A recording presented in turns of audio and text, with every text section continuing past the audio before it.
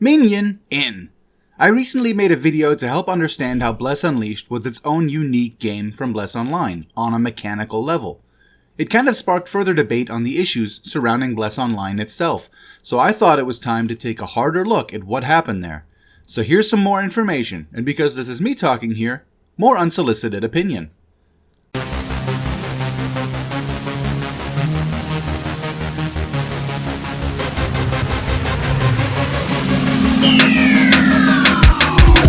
Come for the game, stay for the commentary. Ain't nothing but a seat then, baby. First off, let me make clear that this isn't a retraction. Bless Online and Bless Unleashed were made on different engines by different devs with different code and only share graphic assets. They're not the same game. The last video was about that, not about whether or not NeoWiz deserves your patronage. Let's talk about Bless Online though. Again, I didn't play it, but I was a game dev for about 20 years, I do my research, and I've been playing online games since 2002. So I know a few things, and my version of events may not be completely accurate. I am putting two and two together here to fill some gaps. In my last video, I said the general consensus about Bless Online is that it was an unfinished game that took people's money and then closed up. That is definitely true from more than one perspective. By all appearances, NeoWiz bit off way more than it could chew with that one. The project was way too ambitious and didn't have the resources needed to fill its own britches. It was released unfinished in several countries, and we can assume the plan was to use that version of the game to make enough money to actually be able to finish. Unfortunately, they didn't seem to have considered the cost of maintaining an active online game. They also didn't seem to have considered that an unfinished game doesn't net a lot of profit. So they put out their unfinished product, hoping for enough success so further development would pay for itself. And it didn't. In fact, ratings were so low that one of their international publishers, 101XP in Russia, shut Bless Online down in their region. It just wasn't making enough money, reception was terrible, because again, it wasn't finished. It needed a lot more work. Unfortunately, NeoWiz couldn't afford to do that work without selling some early versions of the game. NeoWiz took a gamble, and now they were in trouble. They tried to fix the problem by absorbing their subsidiary Bless Studios to give them more direct oversight. But the devs weren't the whole problem, so that didn't fix it. The problem at this point was that NeoWiz had put all its eggs in one basket, and that basket was broken. They overextended and ended up painting themselves into a corner. So really they had two choices: close up shop and disappoint the few players who had already invested in their game, or double down and try again and hope for better results. So they released to more regions, hoping they would make enough profits to fund finishing their game. They say insanity is doing the same thing multiple times and expecting different results. So maybe NeoWiz was acting a little insane. They were probably desperate. My empire is crumbling! Whether or not your game is making money, you have staff that demands a monthly paycheck. If you can't pay them, they stop working. If they stop working, your game doesn't get finished. If your game doesn't get finished, you don't make money. You don't make money, you can't pay your staff. It's a shitty cycle. So NeoWiz had to make some pretty big promises. Give us enough money to keep our game alive long enough, and we will make it awesome. There are two ways to look at what happened here. One, people paid money to a bunch of liars and got snake oil. And two, not enough people invested, so NeoWiz didn't have the money to keep its promises. In a sense, both are true. They were taking a massive risk, and by buying from them, so were you. At some point, NeoWiz must have seen the end coming, because they took on a whole new studio, namely Round 8, and tasked them with the development of a whole new game, Bless Unleashed. This was a clear sign that NeoWiz didn't believe that Bless Online was salvageable. I mean, they already couldn't afford to save Bless Online, and now they had a whole new studio of devs to fund. They could see their ship was sinking, and they had to spend more money they didn't have to buy a lifeboat. Bless Online was hemorrhaging money. Some project manager did the math and realized that with the resources available, Bless Online was never going to finish. It was dead weight. NeoWiz was drowning. And they knew if they kept investing in it, it would drag them to the bottom.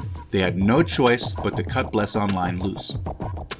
From a programmer's perspective, once a game has had too much hasty work done on it because you're in a hurry, you hit a point of no return, where patchwork code is so embedded in the core system that trying to fix it will break everything relying on it as a foundation. Bless Studios was working under intense time pressure for so long that this had to have happened to Bless Online. Sadly, this is something publishers often don't understand about developers when they're breathing down their necks. When that happens to a game, there's only one real option: scrap everything, start over from zero. They closed the doors, and everyone who had invested in Bless Online lost along with it. It's sad, and it shouldn't have happened the way it did. Maybe NeoWiz should have pulled the plug a lot sooner.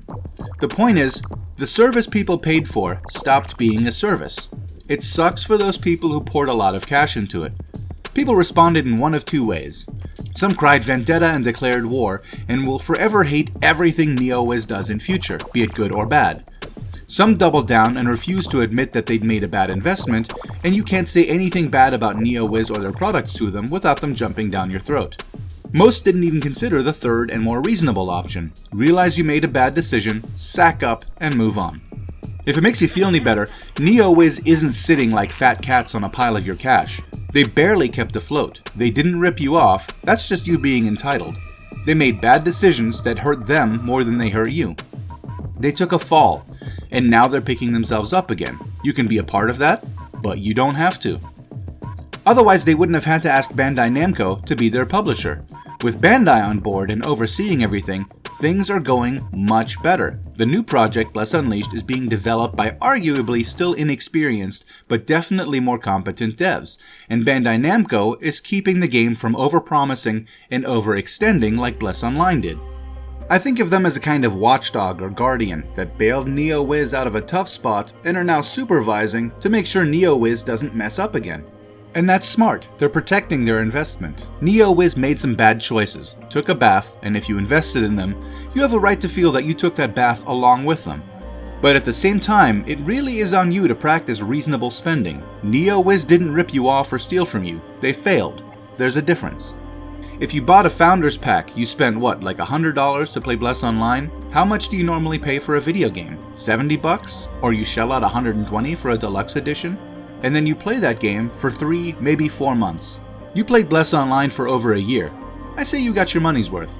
If you paid more than that, you are being reckless, and you need to get a hold of yourself. That's your fault.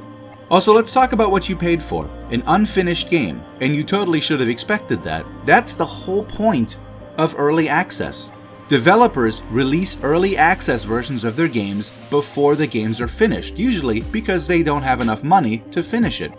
When you buy an early access game, that's what you're getting, and the risk you take is that not enough people buy that version and the devs don't get enough money to finish the actual game.